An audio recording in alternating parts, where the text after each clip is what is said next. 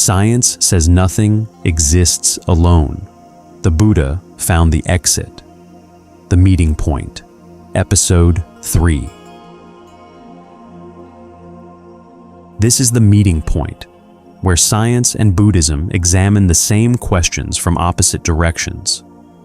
We have now looked at reality from two directions. In Episode 1, we discovered that the world you perceive is constructed. Your brain predicts more than it receives. In Episode 2, we discovered that the world you inhabit dissolves. Nothing lasts, not even atoms. And there is a third discovery, perhaps the most unsettling of all. In your body right now, there are roughly 38 trillion bacteria, not 10 times more than your own cells. The old figure was wrong. Revised research puts it at approximately equal: 38 trillion bacteria, 30 trillion human cells. They carry their own genome, over 100 times more genes than yours. They produce roughly 95% of the serotonin in your body, the molecule most associated with mood. They communicate with your brain through the vagus nerve, and 80% of that communication flows upward, gut to brain, not brain to gut. They have lived in your ancestors for longer than your species has existed. Are they you? Are you them? The Buddha had a word for what you actually are, and it dissolves the question rather than answering it. Today we ask what may be the most fundamental question in all of science and all of Buddhism. Can anything at all, exist on its own? We will follow this question through ecosystems, through networks, through the quantum world, and then into the oldest map of the human mind ever drawn.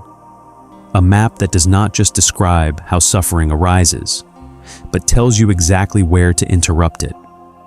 This is Episode 3, Nothing Exists Alone. Act 1, The Science. Nothing exists alone. In 1963, a marine biologist named Robert Payne did one of the simplest experiments in the history of ecology.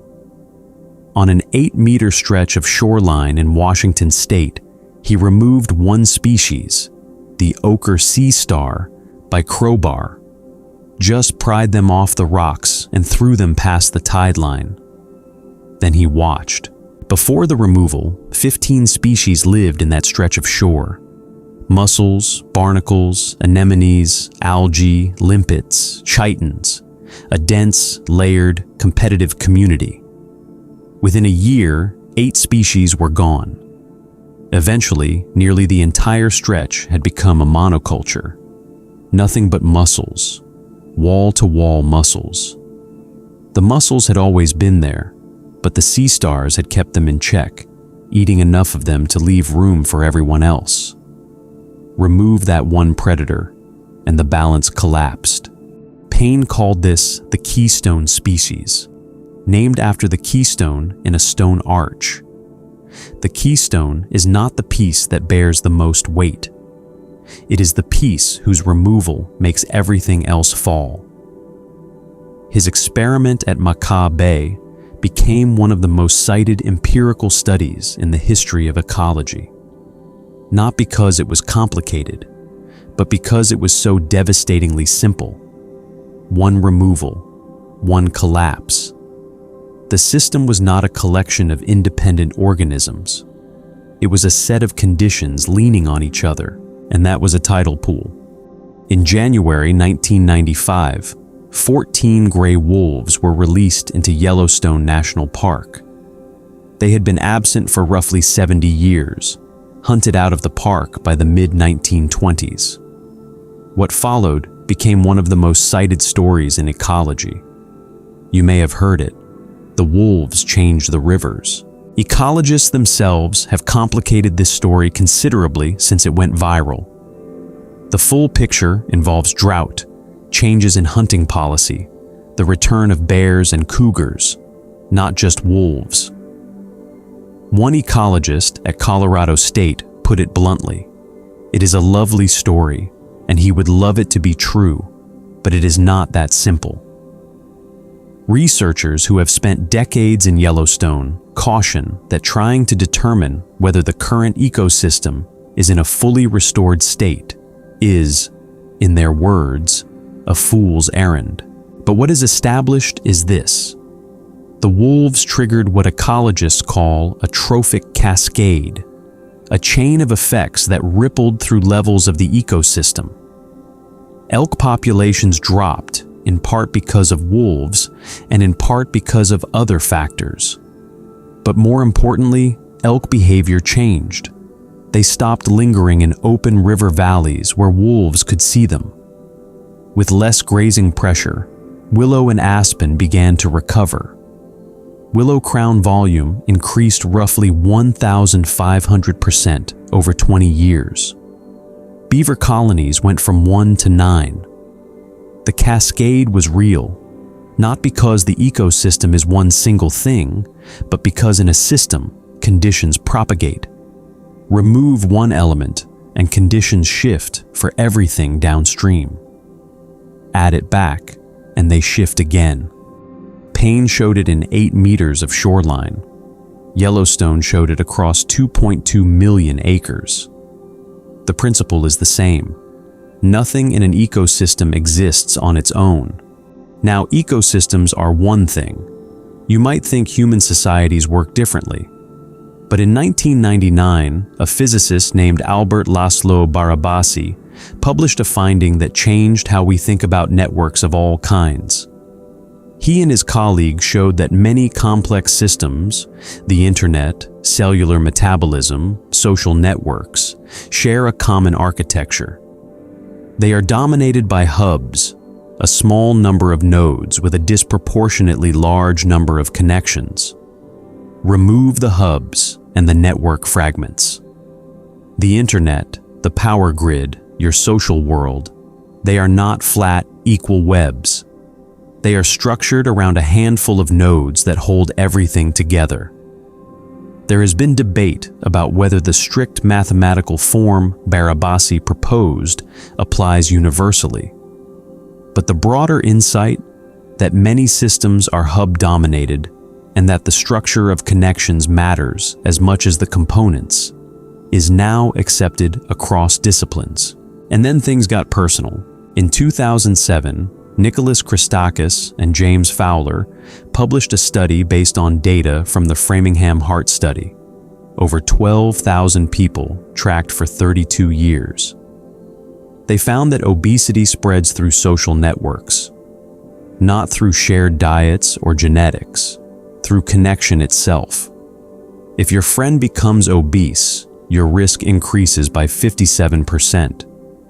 If your friend's friend becomes obese, someone you may never have met, your risk still increases. They found the same pattern for smoking cessation, for happiness, and for loneliness.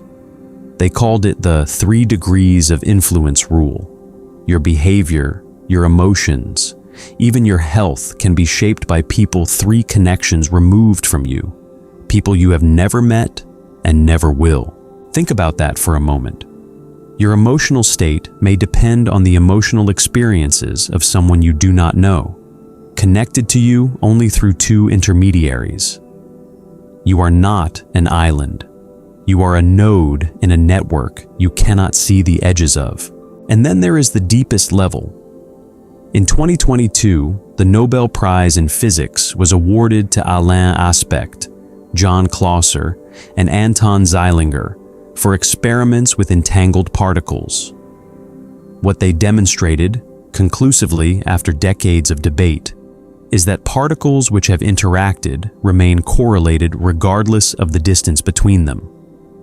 Measure one, and the other responds instantaneously, across a room, across a continent, across 1,000 kilometers of space. This is not metaphor.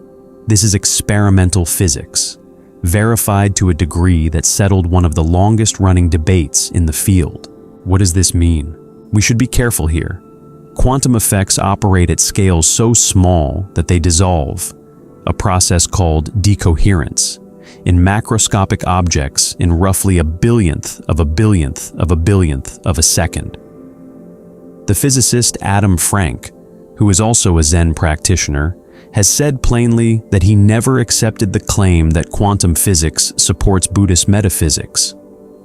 Carlo Rovelli, one of the founders of relational quantum mechanics, does find philosophical resonance between his interpretation of quantum theory and the thought of the Buddhist philosopher Nagarjuna. But he frames this as a philosophical conversation, not a scientific proof. No physicist credibly claims that quantum entanglement directly validates Buddhist interdependence. And this video will not make that claim either. But what we can say is this: at every scale science has examined, from subatomic particles to ecosystems to social networks, independence appears to be the exception, not the rule. The deeper science looks, the more it finds that the properties of things are not intrinsic but relational. They emerge through interaction, through conditions, through context. The Buddha did not need quantum mechanics to know this, and his response to this discovery was more practical than anything physics has offered. There is a moment, and you can feel it if you have been following closely, where the scientific story reaches a kind of edge. Science has mapped outer interdependence with extraordinary precision. Ecosystems, networks, entangled particles, your microbiome. The data is overwhelming. Nothing exists alone. And then what? Francisco Varela was a biologist, a neuroscientist, and one of the founders of the Mind and Life Institute, the organization that has, for decades, facilitated dialogue between scientists and the Dalai Lama. In 1999, Varela made an observation that has stayed with me. He said, "With few exceptions, cognitive scientists have come to understand the selflessness of the self. What is surprising is how little their scientific conclusion is taken personally, how little it is applied to the individual's life. Many cognitive scientists," he said, "close the door of the lab after studying all day about the selflessness of the brain, and they go right back to their normal, self-absorbed life." Buddhism does not focus on a general theory of the brain. It points to the fact that it is about you, about your life. And then he added something quieter. There is still that mysterious leap people take when they decide to study the Dharma, to come to a transformative understanding of themselves. Science describes. It describes brilliantly. But description, by itself, does not transform anything. The scientists go home. The data sits in journals. The ecosystems continue to lean on each other, and human beings continue to suffer in patterns they can name, but cannot seem to interrupt. This is where the Buddha begins. And he begins not with the outer map, but with the inner one. Act 2. The Buddhist Teaching. Dependent Co-arising. The Buddha once received a question that sounds like it could come from a modern physics lecture. A Brahmin asked him, "Is everything a oneness, or is everything a plurality?" The Buddha rejected both. Everything exists, one extreme. Everything doesn't exist, a second extreme. Avoiding both, the Tathagata teaches the Dhamma via the middle, SN 1215. That middle was not a compromise. It was a completely different framework. He called it paṭicca-samuppāda, dependent co-arising. Nothing arises on its own. Nothing exists independently of conditions. And nothing at all, persists unchanged when its conditions change. This is the teaching that ties together everything we have seen so far in this series. In Episode 1, perception was constructed, dependent on the brain's predictions.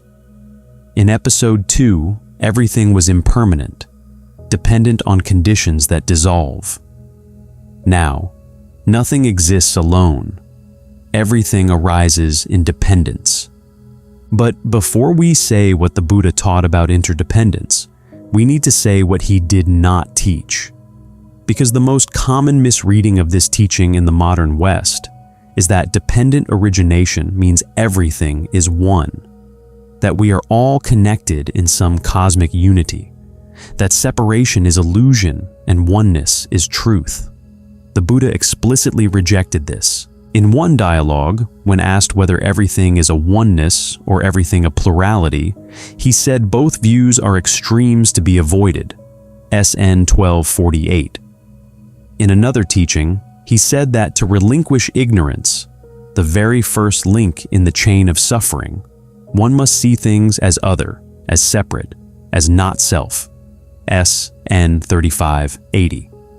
Not as one with yourself, as other than yourself. Because if you see everything as one, if all of this is you, then you cannot let go of any of it. Letting go requires a boundary between what you are holding and the hand that releases it. And in perhaps the most direct passage, the Buddha called the view that the self and the cosmos are the same thing particularly foolish.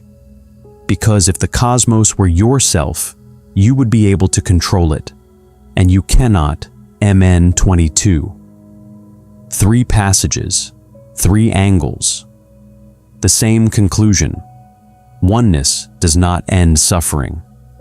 Oneness blocks awakening. And oneness does not match the way things actually are. Now, this is important. This is specifically the early Buddhist position. The suttas we are reading today come from the Pali Canon, the oldest surviving record of the Buddha's teachings. Other Buddhist traditions, particularly some Mahayana schools that developed centuries later, do embrace a more expansive vision of interconnectedness. The Huayan tradition's image of Indra's net, Thich Nhat Hanh's concept of interbeing.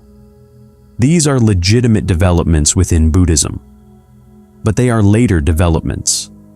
The scholarly consensus, supported by scholars like Bhikkhu Analayo and historians like David McMahon, is that the broad interconnectedness of modern Buddhist discourse is a hybrid, part early Buddhist conditionality, part Mahayana interpenetration, part Western romanticism, part systems theory.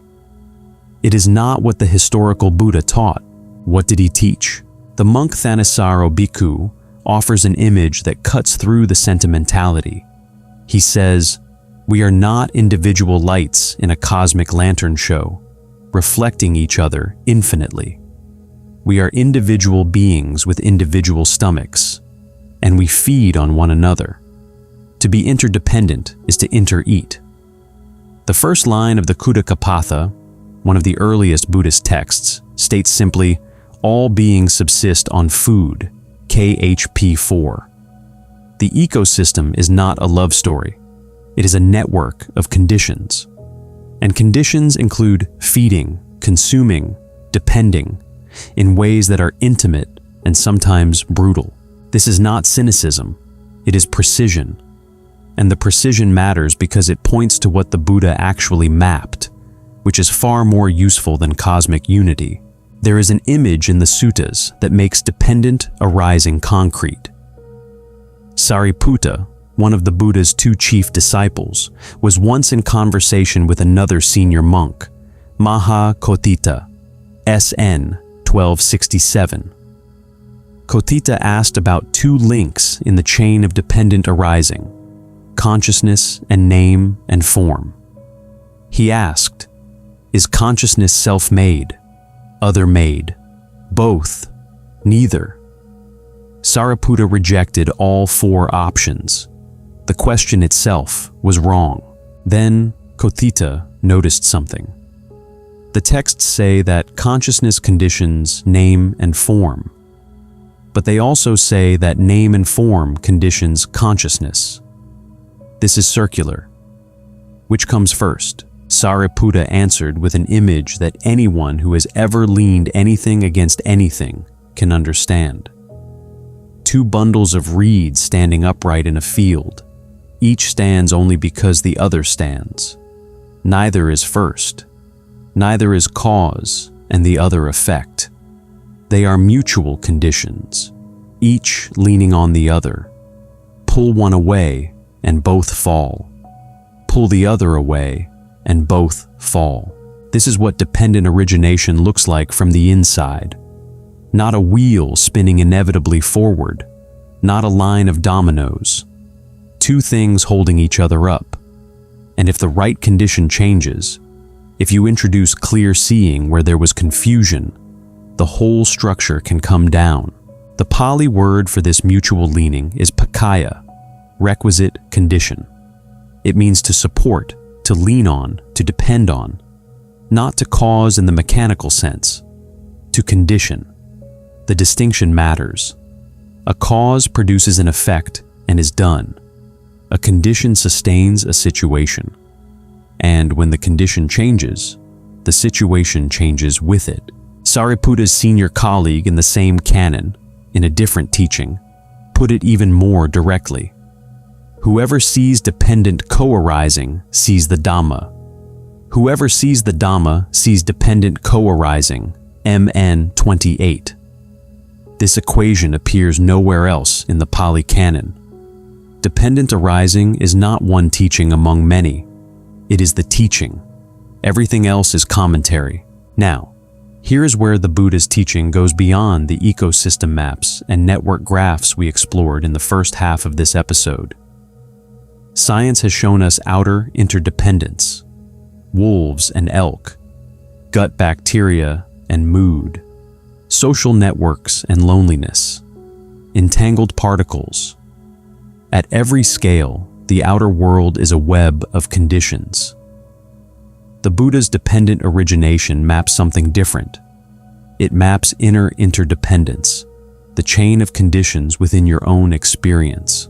When you look at the events actually listed in dependent co-arising, every connection describes the interrelationship among events immediately present to your inner awareness, not between you and other beings, between the experiences exclusively inside you.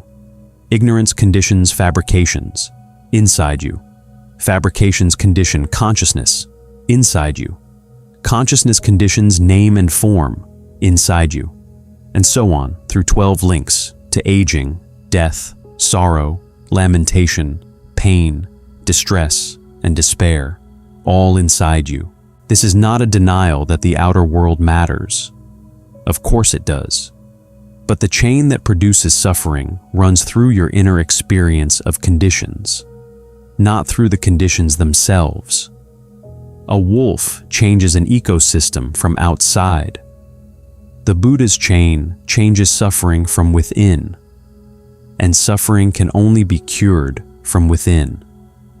Not because the external world is irrelevant, but because the links that bind you are forged in your own awareness, and only awareness can loosen them. This is the heart of the teaching. Let me walk you through the links that matter most. The chain begins with avijja, ignorance, SN 12:2. Not ignorance in the sense of missing information, not knowing enough. Ignorance in a very specific sense, not knowing what stress is, not knowing where it comes from, not knowing that it can end, and not knowing the way of practice that leads to its ending. This is not a gap in your education. It is a gap in your orientation toward your own experience. You suffer, and you do not see the structure of your suffering. That unseeing is avijja. Let me make this concrete, because the 12 links are not abstract philosophy.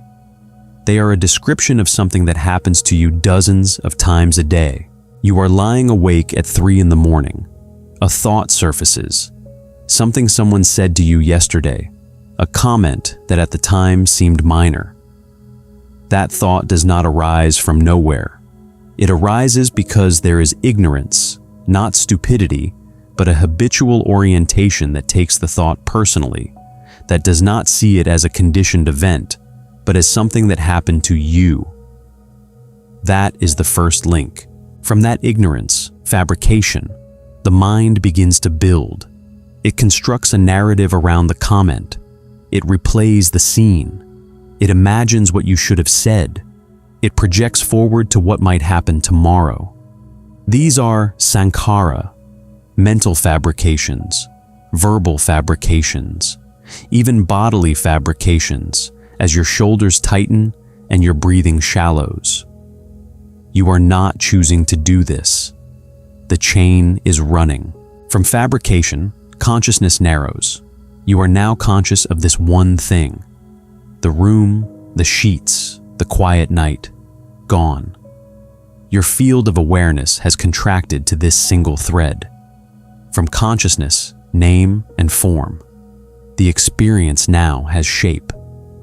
There is a you, aggrieved, unsettled, and a them, the one who said the thing. Subject and object have crystallized out of what was, moments before, just lying in the dark. From name and form, the sense media activate. From sense media, contact. The thought keeps touching your mind the way a tongue keeps touching a sore tooth. From contact, feeling tone, unpleasant. Distinctly, unmistakably unpleasant. And from that feeling tone, this is where you would normally notice nothing at all because it happens so fast. Craving arises. Not craving for pleasure in this case, but craving for non-becoming. I do not want to be the person this happened to. I want this feeling to stop. I want to be somewhere else, someone else, in some other situation. That is tanha. From craving, clinging, you are now gripping the narrative. You are feeding it, running it again, building your case, rehearsing your defense. This is upadana, and notice the double meaning. You are both grasping the story and sustaining it. Without your continued attention, it would dissolve, but you cannot stop. The chain has momentum. From clinging, becoming, a self is born in this moment. Not your biological self, a momentary self constructed around this particular grievance. I am the one who was disrespected. This is who I am right now. And from that becoming, suffering, stress, the tightness in your chest, the inability to sleep, the sorrow and agitation that will still be there when the alarm goes off. All of this, from a single thought at 3 a.m, the entire chain running in seconds, and you did not see a single link form. This is what the Buddha mapped. Not cosmic cycles, not past lives and future rebirths, though the tradition includes those readings. At its most immediate and verifiable level, dependent origination is a map of what happens inside you between a trigger and suffering. It runs continuously, it runs fast, and it runs beneath your awareness, unless you learn to see it. From ignorance, the chain moves through fabrications, consciousness, name and form, the sixth sense media, and contact. The conditions that shape how experience arises moment to moment. These are the infrastructure. They are important, but they are not where the chain gets its grip on you. The grip begins at the 7th link, Vedana, feeling tone, SN12-2. Every contact with the world, every sight, sound, smell, taste, touch, and thought leaves a tone, pleasant, unpleasant, or neutral. This is not emotion. It is simpler and faster than emotion. It is the raw valence of experience, the instant coloring that happens before you have time to think. A sound is pleasant. A sensation is unpleasant. A thought is neutral. This happens continuously, hundreds of times a day, mostly beneath your notice. And from feeling tone, automatically, habitually, almost instantly, the 8th link arises. Tanha, craving, wanting to hold the pleasant, wanting to push away the unpleasant, wanting to become something other than what you are in this moment. 3 kinds of thirst: craving for sensual pleasure, craving for becoming, craving for non-becoming. The Buddha identified 6 classes, craving triggered by each of the 6 senses. It is comprehensive, it is relentless, and it is, in the Buddha's analysis, the proximate origin of suffering. From craving comes the 9th link, upadana, clinging. The Pali word holds a double meaning that no single English word captures. It means both to grasp and to feed. Clinging is not just holding on, it is sustaining. You are not merely gripped by suffering, you are feeding it. 4 types: clinging to sensuality, to views, to habits and practices, and to doctrines of self. Each one a way of taking what craving has started and turning it into an identity, a position, a world. From clinging, becoming. From becoming, birth. Not biological birth, but the arising in every moment of a self in relation to a situation. I am the one who was wronged. I am the one who needs this. I am the one who is failing. And from that arising, aging, death, sorrow, lamentation, pain, distress, and despair.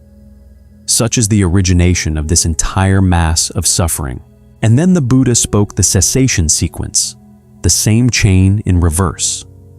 From the remainderless fading and cessation of that very ignorance comes the cessation of fabrications. From the cessation of fabrications comes the cessation of consciousness. And so on, link by link, all the way through. Such is the cessation of this entire mass of stress and suffering. SN 12:2. The chain arises, and the chain can cease. Not by destroying the world, not by escaping the body, not by becoming one with everything, by seeing the conditions clearly and withdrawing the fuel. Act 3. Convergence.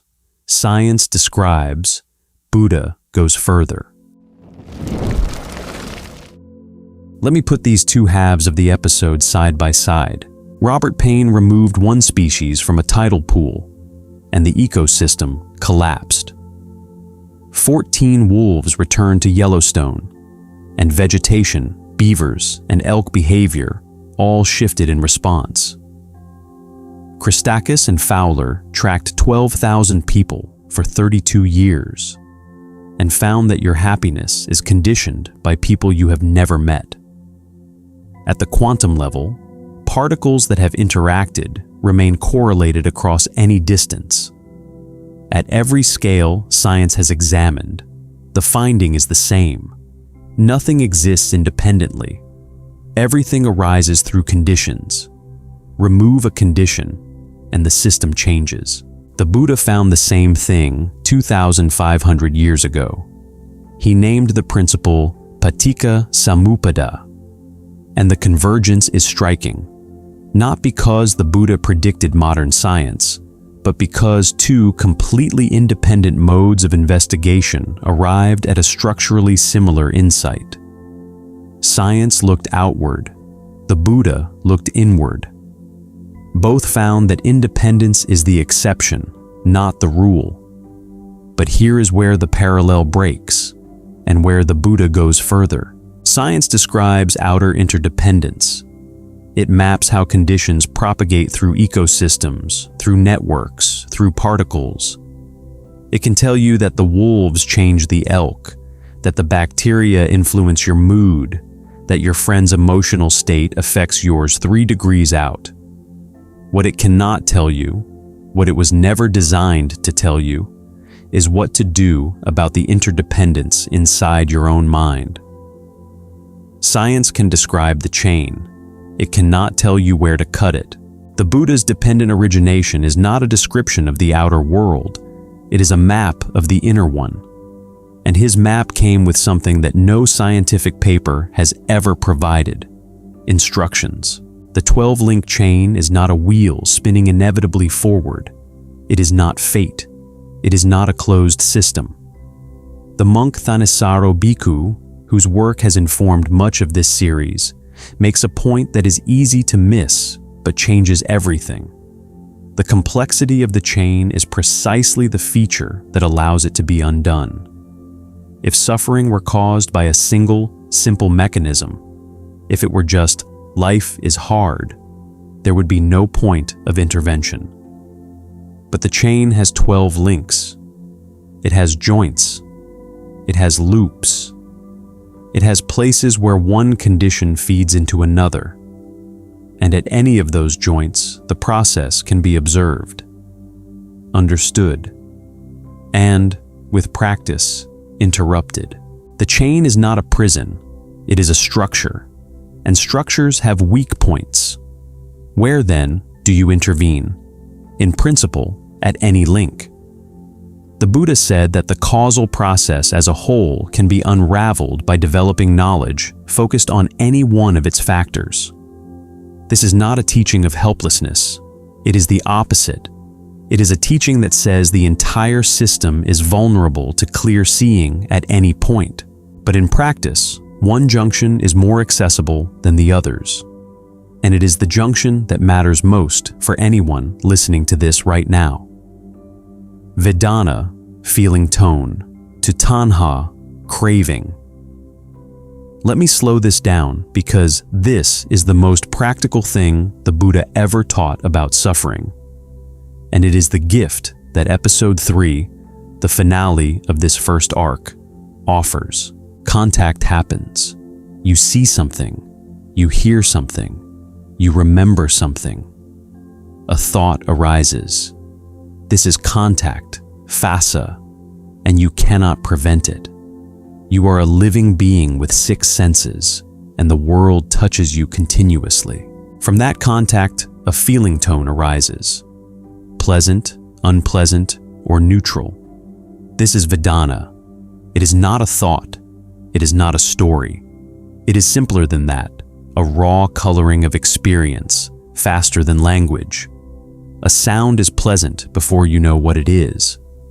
A sensation in your knee is unpleasant before you name it pain. A passing thought is neutral before you decide whether to follow it. This, too, you cannot prevent. Feeling tone is part of being alive. What happens next is where everything turns. From feeling tone, automatically, so fast it feels like one event and not two, craving arises. The pleasant tone triggers wanting, more of this. The unpleasant tone triggers aversion, away from this. The neutral tone triggers restlessness, something other than this. This is tanha. And from tanha, the entire downstream cascade follows, clinging, becoming, the birth of a self in relation to this situation, and all the suffering that comes with it. Here is what the Buddha saw that science has not mapped, and may never map. Between Vedana and tanha, there is a gap. Not a large gap, not a comfortable pause. A hairline fracture in what feels like an automatic process. Feeling tone arises, and then, for the briefest moment, craving has not yet arisen. The tone is there. The reaction is not yet there. In the Mahanidana Sutta, the Buddha identified this junction, feeling to craving, as the place where both the chain leading to aging and death and the chain leading to social conflict converge, DN 15. It is, in structural terms, the bottleneck. Everything downstream flows from this one transition, and it is here, in that gap, that mindfulness can operate. Not mindfulness in the modern sense of calm awareness or stress reduction. Mindfulness in the original sense, sati, the act of keeping something in mind. Specifically, keeping in mind the feeling tone without immediately feeding it into the chain of wanting. Seeing the pleasant tone and not reaching. Seeing the unpleasant tone and not pushing. Seeing the neutral tone and not drifting. Just seeing. clearly, without adding the next link. Let me give you an example of what this looks like. Not in a monastery, but in an ordinary moment. You check your phone. There is a message from someone, and before you have read past the first line, your body has already responded. A contraction in the stomach, a slight acceleration of the heartbeat. The feeling tone is unpleasant. This is Vedana, and it arrived before you had time to form a single thought about the message. Now, in the normal course of events, the course you have followed thousands of times, the next link fires immediately. Craving, I need to fix this. Or, I need to respond right now. Or, I need this person to take back what they said. The wanting is already in motion. And from the wanting, you start composing a reply in your head. You are clinging now to your version of the story, to the urgency, to the self who has been wronged or threatened or misunderstood. The chain is running. Within 15 seconds of opening the message, you are no longer reading. You are suffering. But there is another possibility, and it is not a dramatic one. You check your phone. The feeling tone arises, unpleasant, and you notice it, not analyze it, not name it, not explain it. You simply notice there is an unpleasant tone right now, in the body, in the stomach, in the chest, and you stay there for one breath, maybe two. You do not reach for the story yet. You do not compose the reply. You do not become the self who was wronged. You stay with the feeling tone, the raw, pre-narrative sensation, and you let it be what it is. Unpleasant, present, not permanent. Something very quiet happens in that pause. The next link does not fire. Craving does not arise, or it arises with less force, less automaticity, less grip. The chain has not been broken. You are not a Buddha, but it has been interrupted, slowed, made visible. And what was invisible and automatic is now, for one moment, something you can see and choose not to feed. This is not enlightenment. This is not even meditation in the formal sense. It is the smallest possible unit of the practice the Buddha described, seeing the junction between feeling and craving and not completing the motion. One moment of non-reactivity. One breath where the chain pauses. Do this once and nothing changes. Do this 1,000 times and the chain begins to lose its grip. Not because you have suppressed anything, but because you have stopped feeding it at the one point where feeding is optional. This is not suppression. You are not fighting the craving. You are arriving before it. You are standing at the junction and watching the feeling tone without fueling the automatic cascade. And what is clearly observed without reactivity begins, slowly, with practice, to lose its grip. The chain can be paused, and what can be paused can, with practice, be loosened. And what can be loosened can eventually be released. This is what the Buddha meant when he taught the cessation sequence. From the remainderless fading and cessation of ignorance comes the cessation of fabrications, and so on, link by link, until the entire mass of stress and suffering ceases. SN 12:2. It is not magic. It is not faith. It is the structural consequence of withdrawing fuel from a conditional process. A fire that is not fed goes out, not because someone extinguished it, but because the conditions for its burning were no longer supplied. Think back to Paine's tidal pool. Remove the sea star, and the ecosystem collapses. The Buddha's insight runs in the same direction, but inward. Introduce clear seeing at the Vedana Tanha junction, and the chain that produces suffering begins to come apart. not all at once, not dramatically.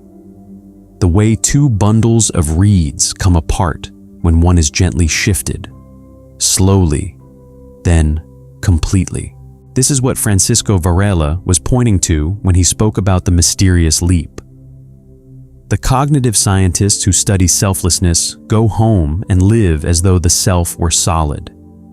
They have the description. They lack the practice. The Buddha's teaching asks you to make a different choice, to take what you have understood about the nature of conditions and let it change how you actually live. Not by believing something new, by seeing something you have always been doing. The automatic move from feeling to craving. And, for the first time, choosing not to complete the motion. That is the leap. Not from science to mysticism. Not from thinking to not thinking. From description to practice. From mapping the chain to standing inside it with your eyes open. We have now looked at reality from three directions. The world you perceive is constructed. Your brain predicts more than it receives. The world you inhabit dissolves. Nothing lasts, not even atoms. And the boundary between what you call you and everything else, between the 30 trillion human cells and the 38 trillion bacteria, between the node and the network, between the reed and the bundle it leans against, is not where you thought. This is what physics, biology, ecology, and the oldest teachings in Buddhism agree on. And each discovery, if you let it, loosens one more thing you were holding on to without realizing it. The question that remains, the question episode 4 will begin to ask, is what happens inside that network when it starts to want. Next, the meeting point, episode 4. We have seen that nothing exists alone, that you are a network, biological, social, ecological, and that the Buddha mapped the inner version of that network, the chain that runs from ignorance through feeling, through craving to suffering, and the chain that runs in reverse, from clear seeing through disenchantment to freedom. But here is a question none of this explains. Why, when you get what you want, do you immediately want more? In 1978, researchers studied 22 lottery winners. Within a year, their reported happiness had returned almost exactly to where it was before they won. The psychologists called it hedonic adaptation. The Buddha would have called it the most predictable thing in the world, but it was a neuroscientist named Kent Berridge who found the mechanism. He depleted nearly all the dopamine in rat brains, 99% gone. The rats stopped pursuing rewards entirely. No motivation, no seeking, no wanting. But when sweet solution was placed directly on their tongues, they still showed normal pleasure reactions. The liking was intact. It was only the wanting that had disappeared. Dopamine, it turns out, is not the pleasure chemical. It is the wanting chemical. And the circuitry that drives wanting, the mesolimbic dopamine system, is massive, robust, and nearly impossible to exhaust. The circuitry that actually delivers pleasure, the hedonic hotspots, consists of areas the size of cubic millimeters. Tiny, fragile, easily disrupted. The brain is an engine of craving with a tiny pilot light of satisfaction. The wanting system is vast, the satisfaction system is small, and the one almost never catches up to the other. 2,500 years ago, the Buddha named this asymmetry. He called it tanha, thirst, and he said it was the origin of suffering. Not because wanting is evil, but because the architecture of wanting is designed to never be fulfilled. Berridge, mapping it in the brain, arrived at a strikingly similar conclusion. Intense pleasures are relatively few and far between in life, compared to intense desires. Next time, The Meeting Point, Episode 4, Why More Never Satisfies.